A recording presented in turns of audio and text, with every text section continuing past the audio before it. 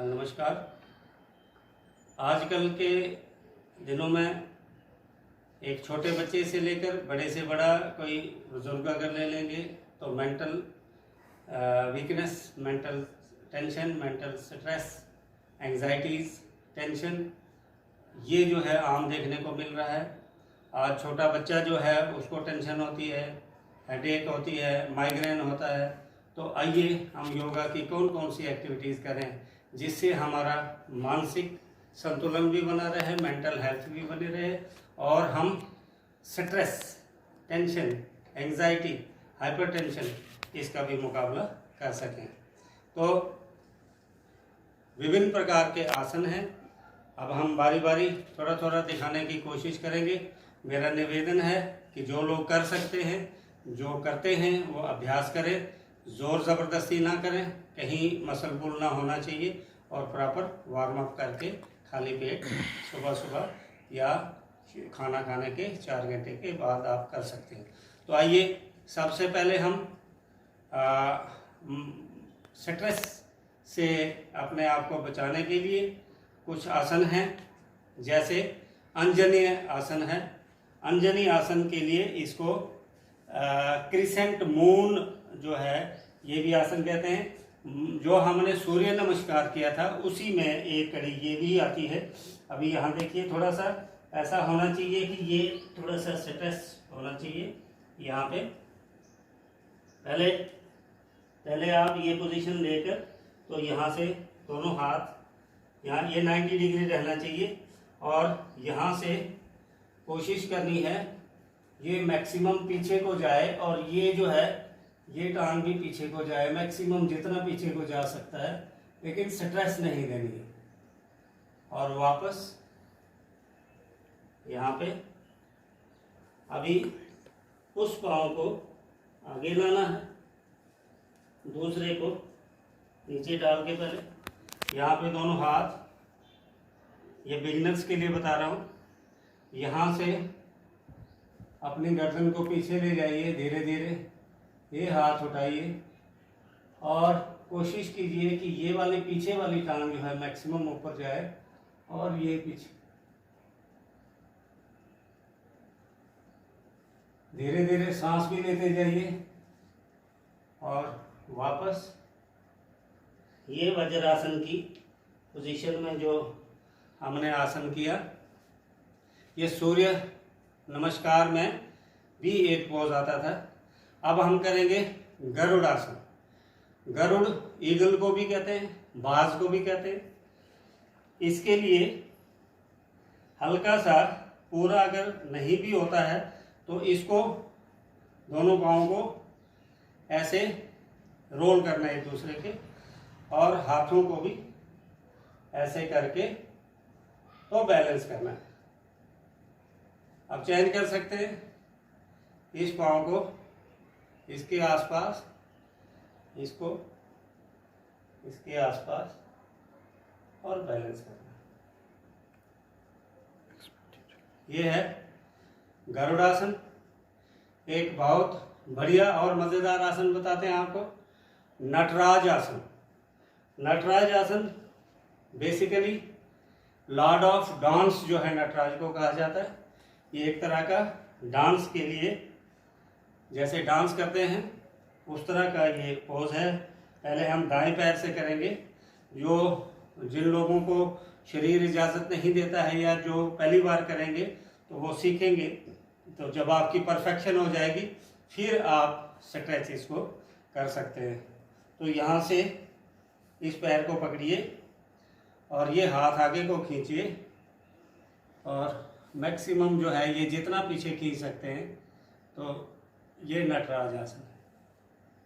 ये जितना खींच सकते हैं, जितना स्ट्रेच कर सकते हैं। उसके बाद चेंज कीजिए, इस पैर को यहाँ से पकड़ के और जितना आगे को स्ट्रेच कर सकते हैं, तो ये था हमारा नटराज आसन। अब है वज्रासन, सबसे बढ़िया आसन, सबसे आरामदेह आसन। और वाहिद एक आसन ऐसा है जो खाना खाने के बाद किया जाता है वो है वज्रासन। पहले इस तरह से बैठेंगे, दोनों पाँव पीछे लेकर। अब इसमें दो पोजीशन हैं, एक तो है उंगलियों पर रख के, यहाँ से अपना पोर्शन सीधा करेंगे और हाथ अपने थाई पे रख के और धीरे धीरे सांसों को अंदर लेंगे और बाहर छोड़ेंगे। ध्यान रहे कि गर्दन, पीठ ये एकदम सीधी होनी चाहिए, ऐसे नहीं होंगे, ढीले ढाले नहीं होंगे, सीधे रहेंगे। अगर फिंगर्स में तकलीफ होती है थोड़ी सी तो आप इसको हल्का सा क्रॉस भी कर सकते हैं, क्रॉस करके, लेकिन एक पाँव पे नहीं बैठना है, बैलेंस बैठना है। और ये ही आसन है जो जिन लोगों को खाना नहीं पचता है, पेट खराब रहता है, या किसी माँ बहन बेटी में पेट के विकार कोई ऐसी प्रॉब्लम हो, तो वज्रासन जो है खाना खाने के बाद आप कर सकते हैं। और ज़्यादातर लोग खाना खाने के बाद ही इस आसन को करते हैं बेड पर, तो खाना हमारा डाइजेस्ट हो जाता है।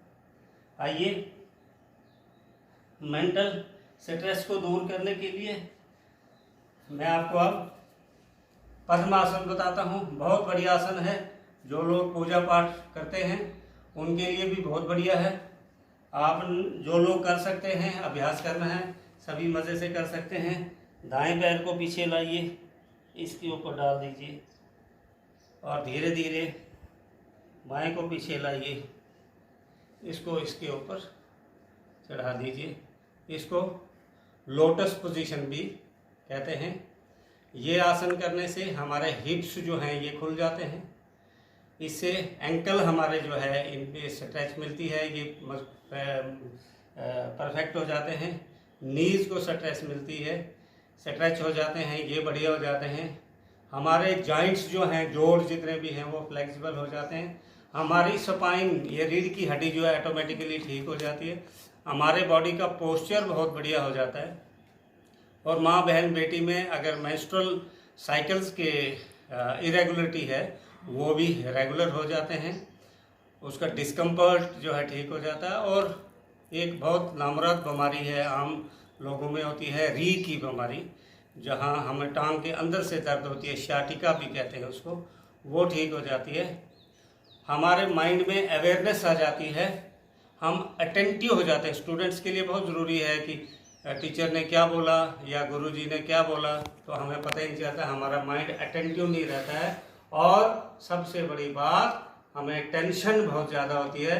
तो इसी पोजीशन में जितनी देर आप रह सकते हैं, धीरे धीरे सांसों को अंदर लीजिए और दो आइज के बीच में कंसंट्रेट कीजिए।